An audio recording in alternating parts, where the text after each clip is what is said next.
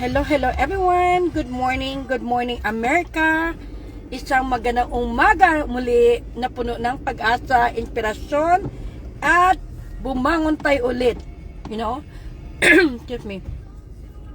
Maraming salamat po sa inyong lahat sa lahat na patuloy na sumusuporta at nagmamahal. So, para sa akin, hindi kompleto yung araw natin pag hindi tayo mag-greet at mag-welcome at magpapasalamat sa Panginoon at sa mga tao naging bahagi na ating buhay, the being part of our life journey.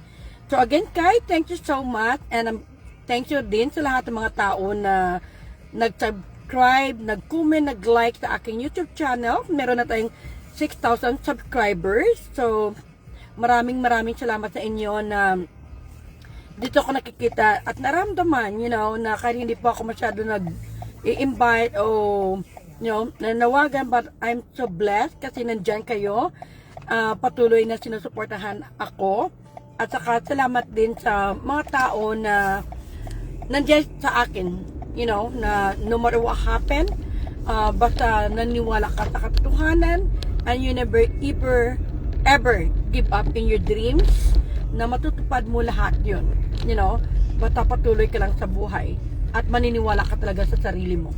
Kasi yun ang importante sa buhay ng bawat tao, na may paniniwala at gumagawa ng kabutihan na one day, lahat ng mga pangarap mo, matutupad mo at maging memories na lang yung mga pinagdaanan mo ng mga challenges sa life. Kaya one thing, today is Thursday, being thankful Thursday, na being thankful to God na for guiding my life journey, na nandyan sa akin sa lahat ng journey ng buhay ko mula ng aking kabataan hanggang ngayon, na hindi niya ako pinabayaan, because God is good all the time. So medyo mahina yung connection natin, yun lang, gusto ko lang to be grateful, to be thankful, kasi alam ko na I'm so blessed na maraming mga taong nagmamahal, nagtitiwala sa atin, at the same time naniwala din ako sa aking kakayahan at sa aking sarili na ano mangyari sa buhay, hindi ka mag-give up, gumagawa ka ng paraan, at lalo mo pinapaganda ang buhay mo dahil naniwala ka God is good all the time.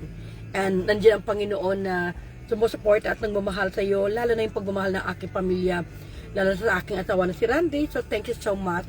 And sa aking dalawang anak, si Joseph Jericho, nandiyan talaga palagi na kasama ko sa aking buhay.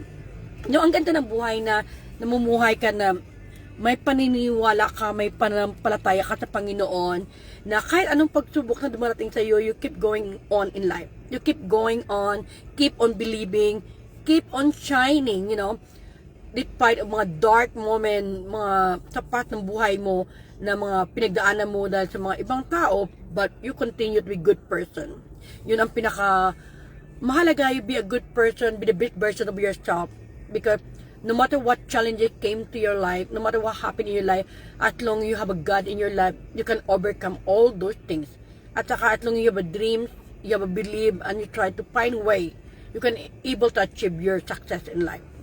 And of course, thank you everyone for supporting my Facebook account, my YouTube channels. I know being a blogger for so many years, and being a dreamer and believer, and soon to be more achiever, continue lang sa buhay. Never give up in life, no matter what happen. You have a challenges in life, especially when it comes to your family, physical, spiritual, emotional, or financial. Keep going on, because that is a key for you to serve an inspiration. So lahat ng mga pagsubok, pinagdaanan mo, gamitin mo yun na maging lakas. Gamitin mo yun na inspirasyon. Dahil sa mga pinagdaanan mo, lalo ka maging matibay, lalo ka maging matatag, at lalo ka maging mabuting tao sa iyong pamilya, sa iyong asawa, at sa iyong mga anak.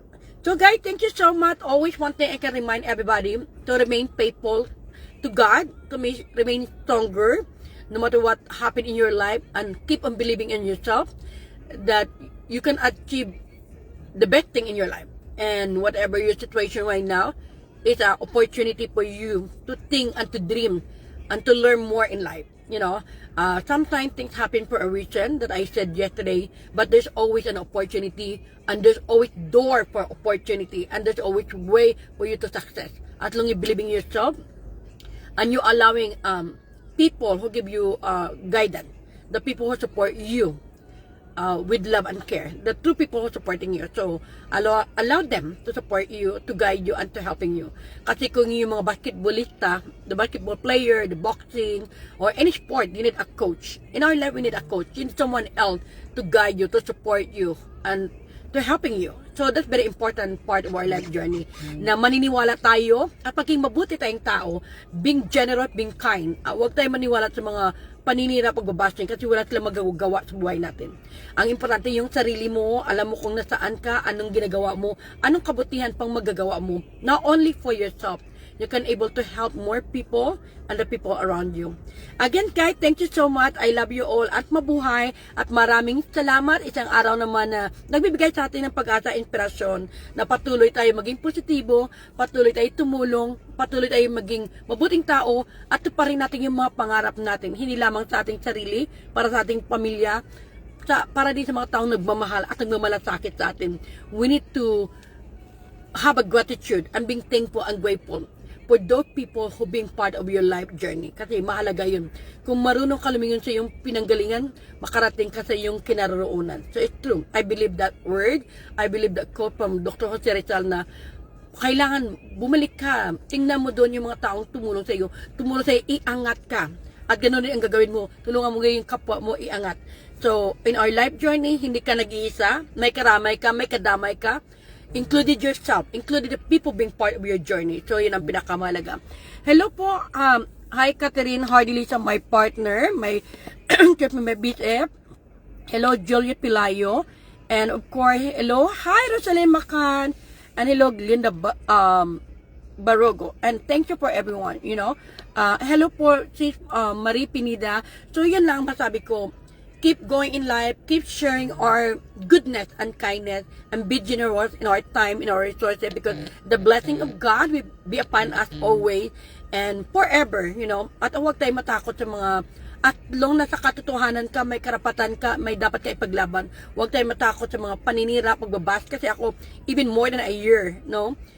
Very soon, mag-celebrate ako ng October 14, kasi doon nagsimula yung nanindigan ako sa katotohanan at karapatan kahit ano pang sabihin ng mga tao, kasi I know God knows what is the best for me, at saka mahalaga sa akin, God knows and watching me what the right things to do. Wala akong pakialam sa mata ng tao masama ka, pero sa mata ng Panginoon tama ka, at yun ang dapat mong gagawin, you know. Even God Himself, Jesus Christ Himself, pinagdaanan yung challenges nang sa mundo siya. Tayo pa kaya ang mga tao? You know, marami ka, sisiraan ka, upak-upakan ka sa social media, personal man, sa likod mo man, pero ang mahalaga, alam mo yung sarili mo, matatag ka. Kaya doon, yun ang paninindigan ko sa buhay. Maging matatag, palagi nakatayo sa katotohanan at huwag matakot. You know, kasi God is good all the time, hindi ka pabayaan, basta alam mo na merong nagmamahal sa iyo, importante mahalin mo yung sarili mo. You cannot share love to others if you don't know how to love yourself. So the best version of yourself, to love yourself first, that we call self-care, and love your family, the priorities, and the people who truly love and care for you. Hayaan mo na yung mga tao na hindi mo lang nag-care sa iyo. Kung wala mo lang sila ambag sa buhay nyo, ignore them, stay away from negative and toxic people. It can help yourself and your life journey to become more successful. You know, kaya doon tayo maniniwala sa kabutihan, karapatan, at katotohanan. Life is good all the time, at maraming salamat, at mabuhay kayong lahat. Hello po at aking pamangkin and Parinyo na launan. Good morning, tita. Yes, good morning sa lahat, at ingat din tayong lahat. I love you all and see you next time, at mabuhay. Bye.